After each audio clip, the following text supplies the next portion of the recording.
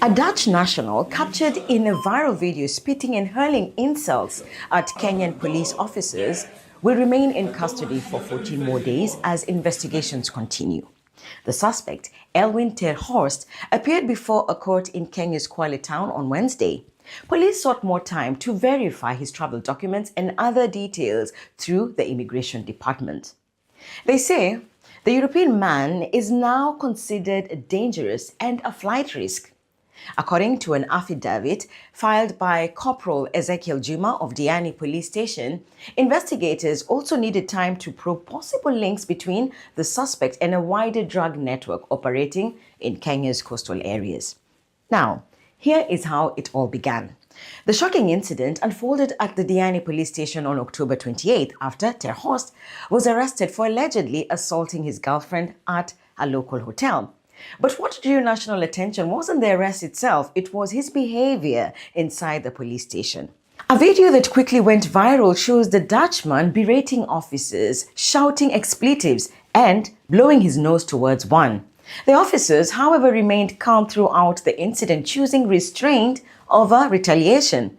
The case has reignited public debate about respect for police officers, continued colonial attitude by Westerners towards Africans, and treatment of suspects by Kenyan security forces. Meanwhile, the Dutch national, who remains in custody, has apologized, claiming he was suffering from psychosis, a mental condition that distorts thought and emotions, making the sufferer lose contact with external reality. The matter is due to be heard again in court on 13th November, when the police are expected to present their investigation findings and possibly file formal charges. A viral video from Diani has lit a fuse across Kenya. A foreign national filmed spitting at and hurling insults at a Kenyan police officer inside a police cell. And what began as a local arrest on October 28, 2025, has exploded into a national debate about respect, sovereignty, and equal application of the law. Welcome to the Africa News Channel. If you value timely, hard-hitting coverage, please like, share, and subscribe now so you don't miss follow-ups on this story and other major developments across the continent. On Tuesday, October 28, 2025, a Dutch national identified as Elwin ter Horst was arrested in Diani, Kwale County, after an incident at a hotel where he allegedly assaulted his girlfriend. Footage that later circulated online showed him inside the Diani police station, verbally abusing officers, wiping mucus on one officer, and ultimately spitting at a police officer, acts that many viewers found shocking and humiliating. Early Wednesday, Elwin ter Horst was escorted out of Diani police station, handcuffed and under tight security, as authorities took steps to ensure his deportation from Kenya. His luggage in tow as he was led away, marking the beginning of his journey back to the Netherlands. This came after he had been filmed making demeaning and offensive remarks towards police officers in Diani police station. I want to stay here. I want to live in this country. Ter Horst was heard apologizing, trying to explain that he wished to continue living in Kenya and that he was suffering from psychosis. However, his apology seemed hollow compared to the weight of his earlier actions. According to the police, ter Horst had been intoxicated and had also been engaging in disorderly behavior. He was set to face several charges, including assault, damage to property, and being in possession of drugs. That we don't tolerate such behavior of abusing officers or any other Kenyan while they are still in Kenya. Langat insisted that beyond the immigration laws, foreign nationals must adhere to all of Kenya's laws. He emphasized that any violation would lead to deportation. In addition to immigration laws, travelers are also obligated to comply with all other applicable Kenyan law. Failure to comply will lead to prosecution, deportation for serious violation, and being barred from entering Kenya in future. Investigations also revealed that ter Horst had overstayed his welcome in Kenya. His passport had expired and he had been living in the country illegally for some time. As the processes for his deportation continue, the Kenyan police, through spokesperson Mushiri Nyaga, have also condemned the incident. They commended the officers involved for maintaining their professionalism and composure despite the harsh verbal attacks they endured. Melita Oletenges, Citizen TV. The video's spread was almost instant, setting off an emotional national reaction. For many Kenyans, the act of a foreigner spitting on a uniformed officer was not merely an individual insult, but a slap on the face of the nation. Why does one person's conduct so quickly become a national affront?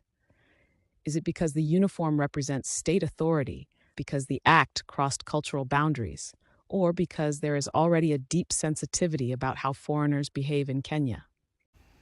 This is for entertainment purposes only. So it turns out that the Kenyan court actually ordered for the Dutchman who was seen abusing and throwing mucus on Kenyan police after beating up his girlfriend while being high on yayo has actually been detained for 14 days, family. So, yeah, he was presented before a court and, all the things. First of all, he's even in Kenya illegally. And on top of that, he's been accused of being a drug trafficker. Because they found a little yayo on him. And and for beating up his girlfriend. So some charges have been launched against him. And the Kenyan court said, that guy needs to be in jail for 14 days as the Kenyan police, conduct their investigations. To be honest, I actually thought that he got away with it and he was quickly deported. But turns out that those rumors and allegations were not true. And the Kenyan police has even issued a warning to all foreigners in Kenya that they'd better conduct themselves according to the Kenyan rules and regulations and laws, or they'll be quickly taken to court and thrown in jail. I hope that same police commandant is also going to do a spot check of all the Mzungus in Diani, Msambweni, Mombasa, Lamu, just to make sure that there's none who have overstayed their legal welcome. Because we know all these guys. Diani is full of the cheapest tourists who come and then they find ways to just extend their visas and everything. So I hope, though, after this shocking occurrence, something will be done. Ebu, let me just add a video of him being arrested, apparently. And let me know what you think in the comments below. All is well that ends well. And I'll be following this, as many other Kenyans will, very closely. And by the way, I forgot to mention this. So after he was told that he's going to be detained and all this stuff, he now started to appeal to Kenyans. I haven't eaten, Sijui, I haven't drank, and please, help me, Kenyans, because, I am an investor. I want to bring money here. Whatever. You don't treat our police and just Kenyans in general like that. Not to forget the girlfriend you beat up. Justice will be served, it looks like.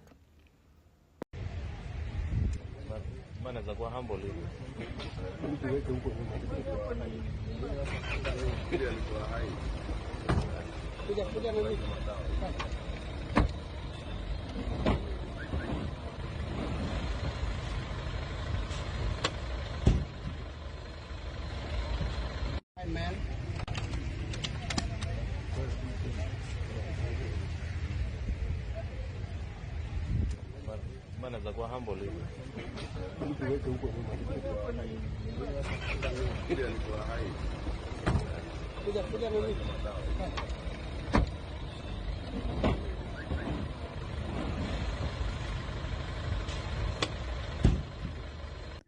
Think about what you would feel if the roles were reversed. Would your reaction be different if the offender were a Kenyan? Authorities moved quickly. Police confirmed that Terhorst was detained and placed in custody pending investigation, and immigration officials began deportation procedures that were concluded shortly after the outrage. sparking another round of anger. Does immediate deportation serve justice, or does it deny the country the chance to administer due legal process? If a foreign national breaks the law in Kenya, should the punishment follow the same channels as it would for a citizen, or is deportation an acceptable shortcut? Part of the public outcry has been shaped by social media clips that show only the most explosive moments. Later reports claim the man said he suffers from a mental health condition and had not been on medication at the time. How should the presence of mental illness shape public anger and legal consequence? Does national pride have room for compassion when mental health is in question, or should the state still act firmly regardless? The sequence of arrest, viral outrage, and deportation raises deeper questions about how Kenya balances sovereignty, justice, and diplomacy. On one hand, the government is under pressure to show that foreign nationals cannot act with impunity. On the other hand, some argue that deportation avoids a transparent trial that would demonstrate Kenya's commitment to equal justice for all. Is the priority to send a strong signal, or to show that every accused person must face justice within Kenya's borders? There are also diplomatic angles worth considering.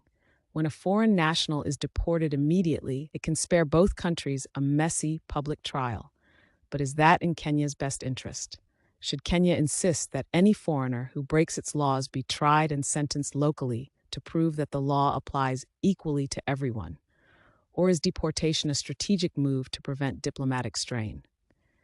Well, there has been quite the discourse on this Dutch gentleman, person called Elwin, who was, of course, arrested yesterday for assaulting a Kenyan woman, and secondly, of course, beating the police or spitting on them, or after he was arrested.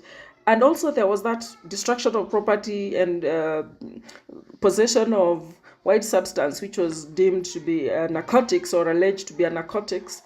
The outrage, especially among Kenyans, was the fact that this guy could actually spit at the police and quarrel them.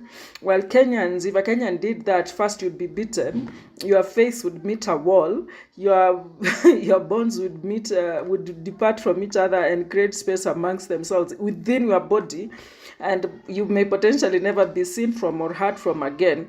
That is the fate of Kenyans. And that was the outrage for a lot of Kenyans, because it's just seeing that crude and outright, I don't know what to call it, not devaluation of human life, but the way that Kenyan police conduct like a mnyenyekevu just because it's a white man. We are not saying what they do to Kenyans is fair, but I'm just saying they held themselves back and treated this guy. First of all, he seemed very high, and also understood. They kind of used their heads in a way, but they also used their heads to destroy Kenyans.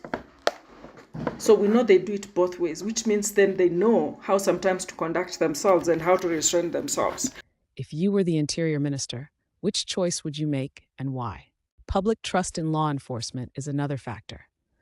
Many Kenyans applauded the officer's composure in the video, while others questioned why a foreigner could commit such a public insult and still be shielded from full prosecution. Does the officer's calm reaction boost your confidence in the police? Or does the quick deportation make you feel there's one law for citizens and another for foreigners? Imagine being a Kenyan who has waited years for justice. How would you feel seeing this man deported within days? You see, my friend, there is something happening in this country that we must talk about. A video has gone viral. I hope you have seen it.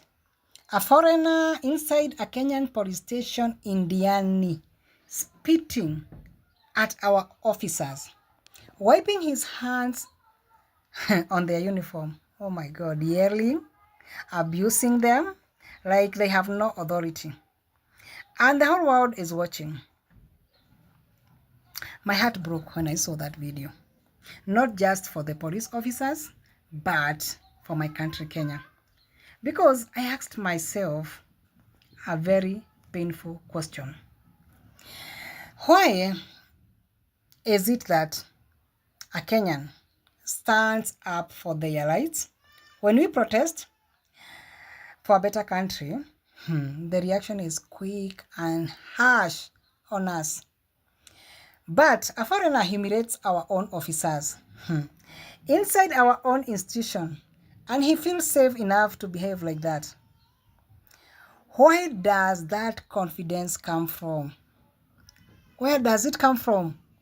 Who gave him the courage to disrespect us on our own soil?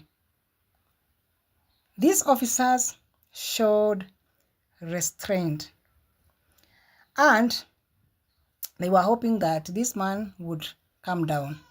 But what many Kenyans are saying online is this: if it was a Kenyan who was doing this, anger would have been the first reaction, not restraint from our officers. And you know what hurts most? This man wasn't even arrested for a small case. He was arrested for allegedly assaulting our own sister, his girlfriend, our Kenyan woman, our Kenyan sister. So, let me say this clearly.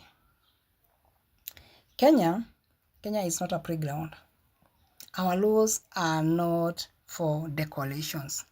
These foreigners should know that. Our officers are not punching bags. We welcome visitors. We are very peaceful people. But respect is not an optional. Respect is not optional. No. Kenyans are demanding actions, prosecution, deportation of this man, and consequences too. Because if we allow this today to happen, tomorrow someone else will spit, and the next one will slap. Hey! And one day, someone will believe that Kenyans have no dignity. So, for me, I say no. Not here, not anymore. These people should not do this anymore. We should not allow this to happen. The Interior Cabinet Secretary and the Inspector General, Kenyans are watching. We are watching. The world is watching. This moment matters. Respect our country, respect our people, respect our uniform, you foreigners, because Kenya will rise. But we must fight respect.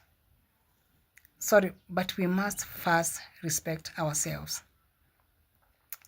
I stand with every Kenyan demanding justice.